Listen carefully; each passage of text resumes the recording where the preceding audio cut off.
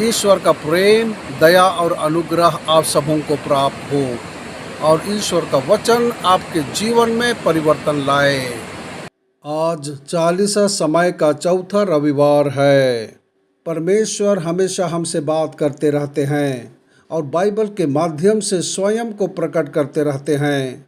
आइए हम परमेश्वर के वचनों को पढ़ें, उनके वचनों को सुने और इन वचनों को अपने दैनिक जीवन में जीने का प्रयास करें। आज के पाठों का सारांश।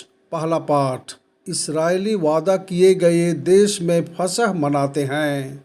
दूसरा पाठ, पौलुस मसीह के साथ हमारे मेल मिलाप का उपदेश देता है। सुसमाचार पाठ, यीशु उड़ाव पुत्र के दृष्टांत में क्षमा के बारे में सिखाता है। पहला पाठ जोशुआ की पुस्तक से लिया गया है। परमेश्वर ने इस्राएलियों से मिस्र की बदनामी दूर करने की घोषणा की, जो कि वादा किए गए देश में उनके परिवर्तन को दर्शाता है, जहां वे गिलगाल में फसह मनाते हैं और भूमि की उपज खाने के बाद मन्ना उनका भोजन नहीं रह जाता। वादा किए गए देश में प्रवेश करने के बाद इस्राएल के लोग उस भूमि के फल खाते हैं। इस तरह से लोग परमेश्वर से वादा किए गए देश में पहुंच गए और वहां बसने लगे। दूसरा पाठ कुरिन्थियों के नाम संत पौलुस का दूसरा पत्र से लिया गया है। यह मसीह में होने की परिवर्तनकारी शक्ति का वर्णन करता है। एक नई रचना ईश्वर के साथ मेल मिलाप पर जोर देता है।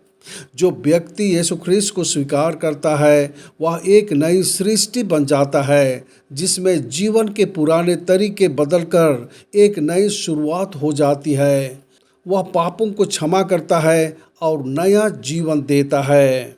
सुसमाचार संत लूकस से लिया गया है। यह उड़ाव पुत्र का दृष्टांत है, जो एक पिता और उसके दो बेटों की कहानी के माध्यम से ईश्वर के असीम प्रेम और क्षमा को दर्शाता है, जिसमें छोटा बेटा अपनी विरासत का बर्बाद कर देता है और बाद में अपने पिता के पास लौट आता है, जो खुले हाथों से उसका स्वागत करता है।